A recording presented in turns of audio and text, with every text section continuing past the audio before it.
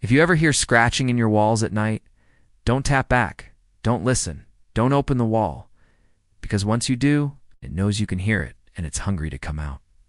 When Thomas and Lila bought the old farmhouse on the outskirts of Ash Hollow, they knew it needed work.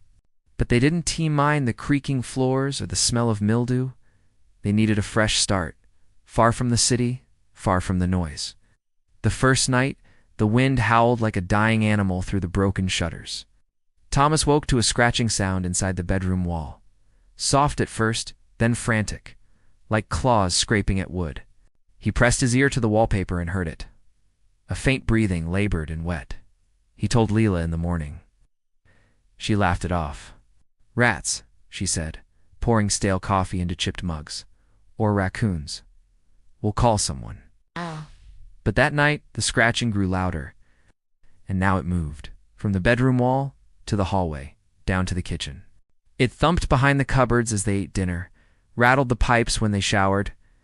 3 nights in, Lila woke up screaming. She swore she saw something slip out of the wall, a shape thin as paper but moving like a man crawling under wet sheets.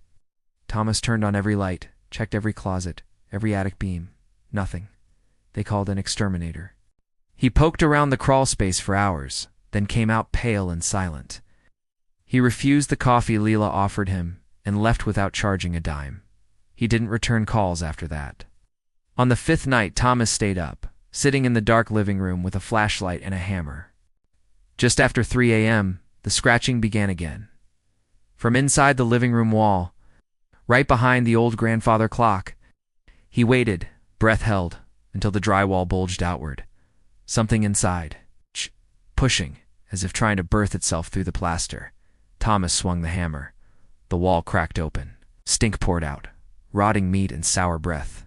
Inside, half buried in insulation and old newspapers, was a hollow space, and something crouched inside it.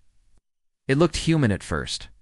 Pale limbs folded wrong, eyes black pits, mouth sewn shut with rusted wire. Skin was paper-thin, stretched tight over bones that clicked when it moved.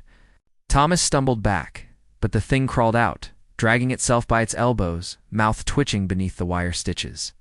It lunged at Thomas, burying its hands in his mouth, its cold fingers forcing themselves down his throat. Upstairs, Lila heard the thumping, then silence. She crept down the stairs, calling Thomas's name. She found him standing in the living room. He turned to her, but his mouth wasn't right. It hung open too wide and inside, in the back of his throat. She saw it, eyes staring from behind his tongue, fingers curling out. When he spoke, it was not Thomas's voice that answered. "We're so glad you let us out," it rasped, in a voice made of many whispers. The last thing Lila saw was Thomas's hands reaching for her throat. But the fingers were wrong.